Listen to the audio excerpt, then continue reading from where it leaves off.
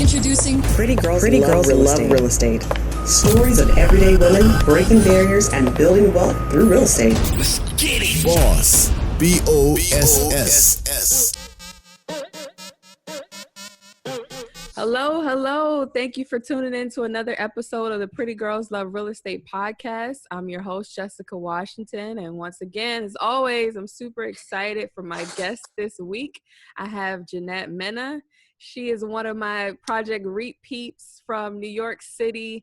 And she's also a real estate rep for Starbucks. So really excited to talk to her about just what's going on in New York area, what's going on, just, her career so far in the commercial real estate world. So Jeanette, how are you? Hi Jessica. I'm good. Thank you for having me here all the way from New York. Yes, ma'am. Of course. So the first thing I want to ask is always, how did you get into real estate? And, how did you get to this point so far? When I was in college, one of my classmates was a real estate appraiser in the residential area. So I asked him if I could learn from him, and he took me in as an apprentice. So it was kind of like an internship. Mm-hmm. So that's where I learned how to do the research for the residential appraisal forms. While I was doing that, I was completing my 4-year degree in corporate finance. While I was studying, I learned discounted cash flow models, internal rate of returns, financial acumen. So when I graduated, I thought that the logical next step would be commercial real estate. So I sent my resume around to commercial real estate appraisal firms, and that was my start in commercial real estate. It's been 8 years and I'm still in commercial real estate. Oh, wow. So I didn't even know about your appraisal background. And I definitely want to ask a little bit about that, because there's definitely not that many women in the appraisal business. So how was that for you? Very good point. I did stand out, being a woman of color in a boutique appraisal shop. Mm-hmm. My coworkers were predominantly male and white. A woman, she was the one who referred me to the firm. But there wasn't a lot of mentorship in that field. I had to learn on my own. When you're appraisal, you get paid per report. Mm-hmm. So I just had to learn on my own. And, there was a lack of sponsorship, of corporate sponsorship, and also lack of mentorship. But the body of work itself was very interesting. You learn how to underwrite commercial appraisal mortgages. So you have to think about the value from the lender's perspective, which that experience has helped me tremendously. Mm-hmm. I learned so many skills. I got to apply my corporate finance background. I interviewed developers as part of the job, inspected large luxury condominium buildings. So I taught myself, and eventually, I grew out of the boutique appraisal firm that I started, and I went off to commercial real estate tech. Mm-hmm. So that was the tech industry was, in my experience, was more open to diversity of thought. When I got there, diversity was important to me because I lacked it in my previous role. Mm-hmm. So that was one of the questions and one of the determining factors when I was looking to jump ship. And it was a REAP alumni, Eric Andrew, shout out to Eric Andrew, who referred me to the tech company. Right now that tech company is owned by CoStar. Okay. And it was a diverse company. We had a women's initiative event, and we all got together and agreed that us as women in that firm, we were paid fairly. We were paid what we were worth, and we were very proud of that. But all things come to an end. The company got bought out and there were layoffs. So I had to jump ship again. And luckily I was in the right place at the right time. I was at Project REAP when that was happening. So that was good. I've had a tremendous support from leaders in diversity and leaders in commercial real estate. Cool. Now I know you were like Mrs. Reap, basically. Like, well, I remember when I was in it, you were like part of the interview team. Like during the classes, you were like our, I guess like our class shadow because you had graduated the year before us. So you were always like actively involved, even in like the career night and all that stuff. So I've had a couple other people that are REAP alumni, but I don't think anybody has kind of given like a rundown of what it is and how it's been so helpful for their career so far. So can you just give us a little bit of just insight into the world of Project REAP and then how it's helped you career-wise? Okay, so for those who are listening and don't know what Project REAP is, it stands for Real Estate Associate Program. It's an educational platform that provides professional development to underrepresented individuals in commercial real estate. It's been around since 1998. The value of the program is really the education and the network. It's a huge network of supporters like the REAP instructors, the alumni network, and its sponsors. Mm-hmm. So I graduated 2017 actually. So because Project REAP helped me out in my career so much, when they asked me if I wanted to join their staff part-time as a local planning chair, the following year to 2018, I decided to do the most. And I was like Miss REAP at that time. But by the time your class came in, I was already burnt out. I was so tired. I was like, but luckily I had a co-chair that year, Desiree Thomas, also class of 2017. She helped out that year.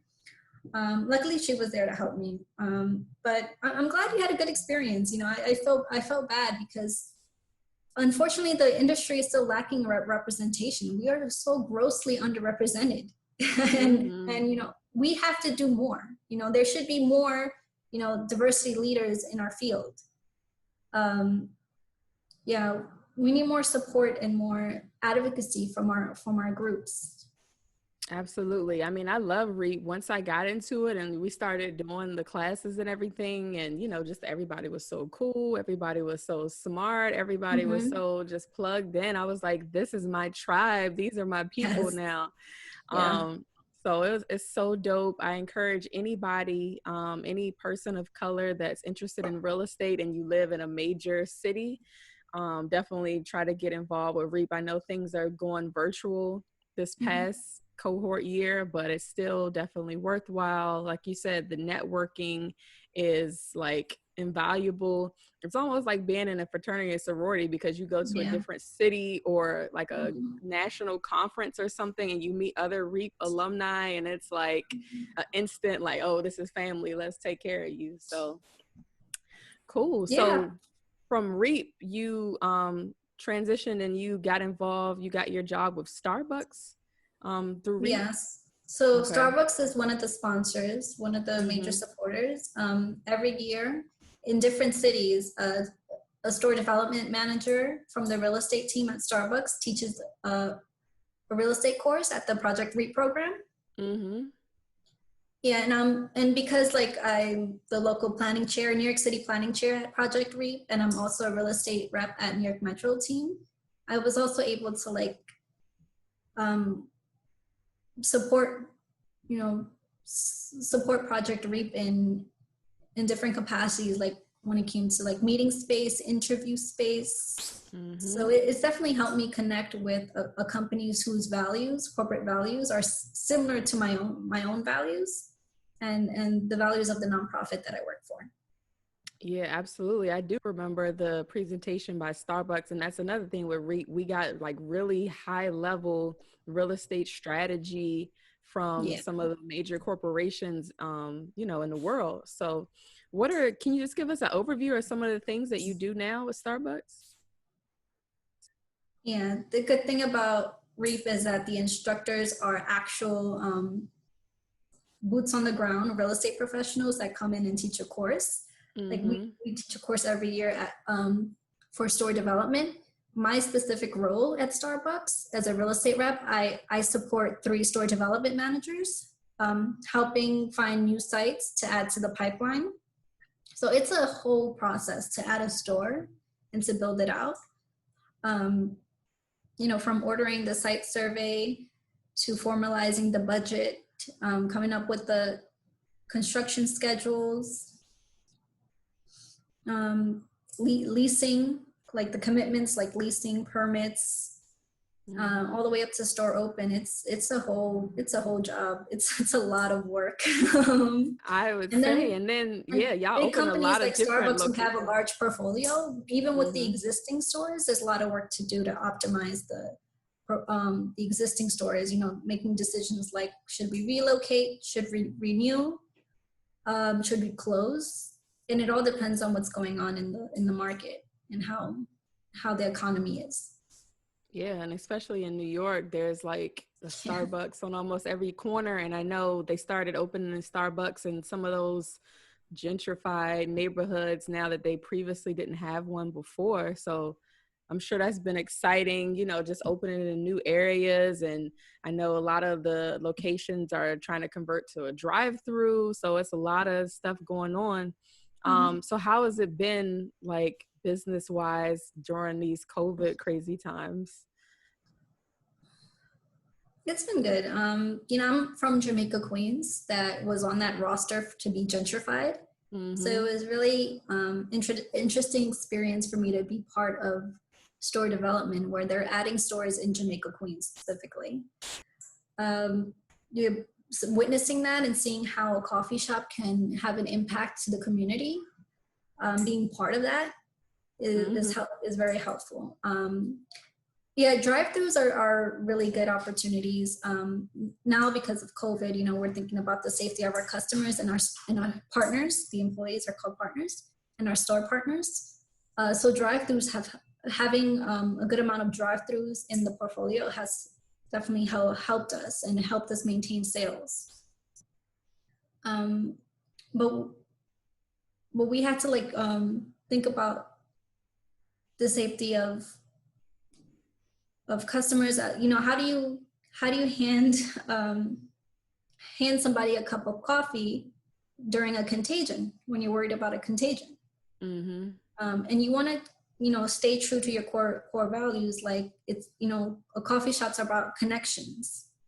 You want to still connect with the community while serving your customers who want a cup of coffee. So drive-thrus have been very good in our portfolio, but recently, like, pickup stores, walk-up windows have been the new thing. Like, so converting existing cafes to adjust to the changing rapid needs.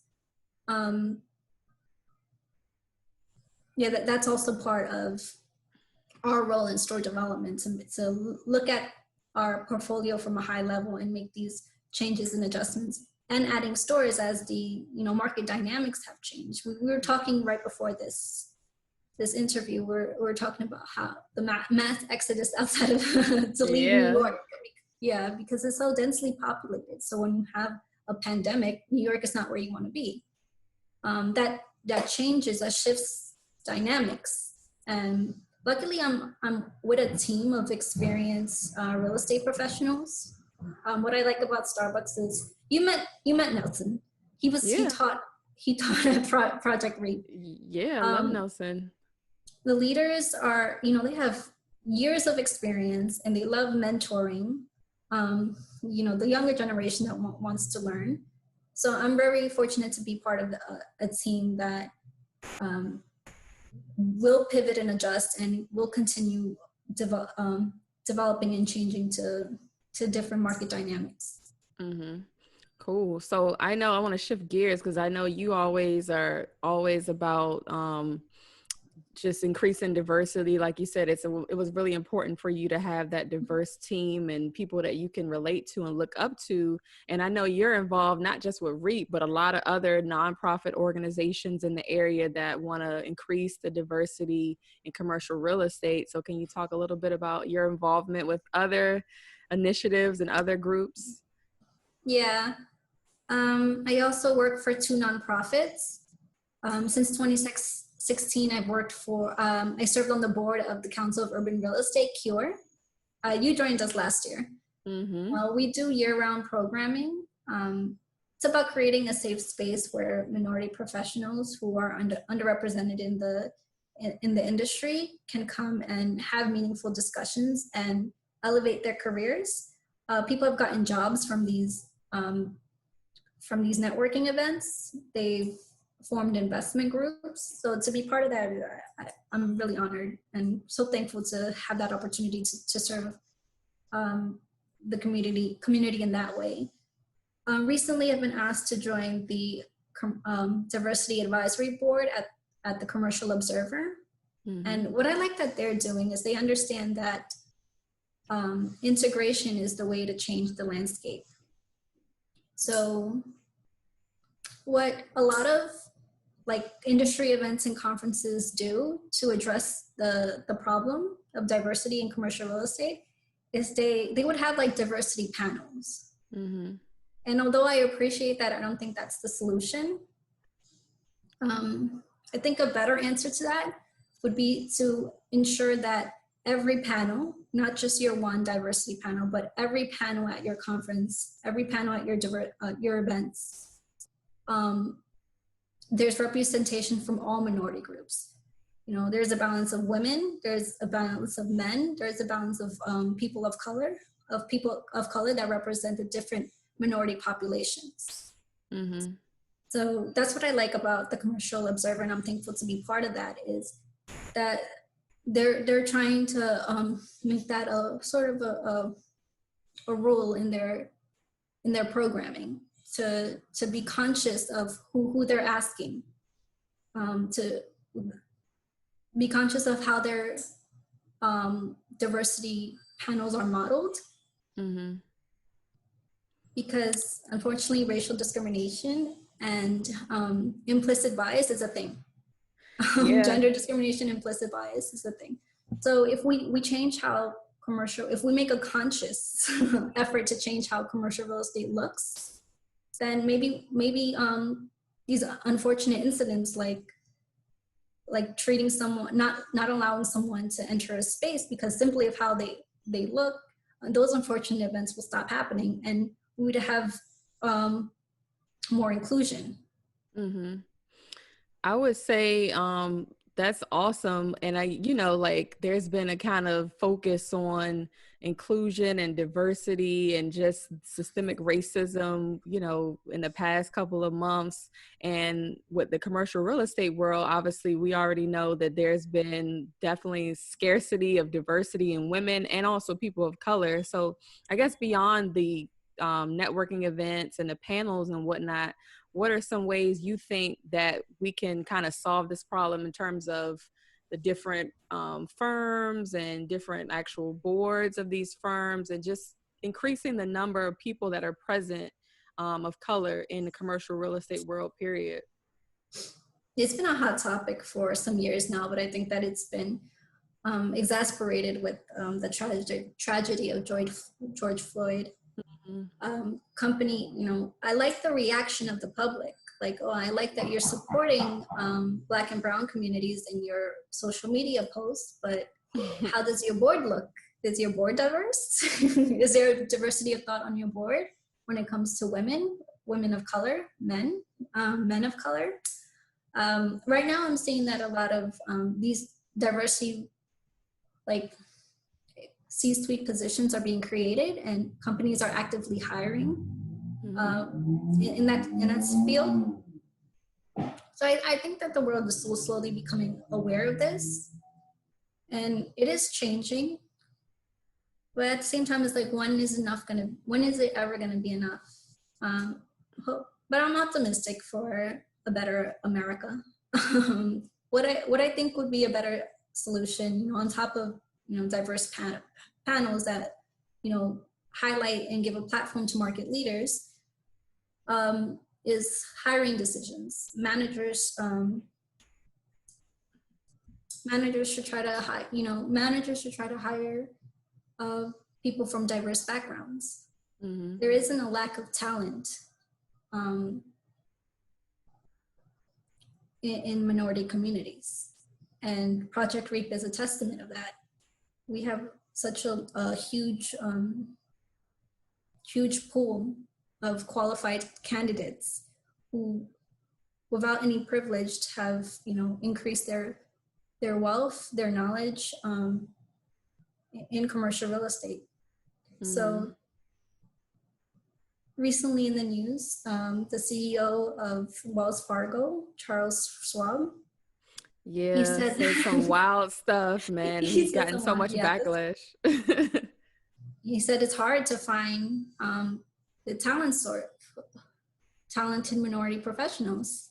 And that's just simply not true. You haven't been looking. CURE, Council of Urban Real Estate, has been around for 30 years. And it's not hard to find us. You just haven't made the effort. Right. Exactly. Yeah, that was pretty wild. And then it's also programs like, I think also it's just, I feel like people in the minority community, they weren't exposed to these commercial real estate. Like most people, unfortunately, like commercial real estate is like a family kind of industry, especially in New York area. So it's like, if you weren't exposed to that, if you didn't know anybody growing up that was involved in that world, like it's like you don't know what you don't know. So I think programs like did you ever participate in Urban Plan? Like programs like that, where you go into the schools early in high school level, I would say even as early as middle school, and just expose kids in inner city neighborhoods to different things that they not normally exposed to, will increase that interest. And then eventually that'll trickle down and just create a bigger pipeline of people of color that want to be in commercial real estate. So I think it just starts at the beginning. And companies have to be willing to look for and hire minorities. People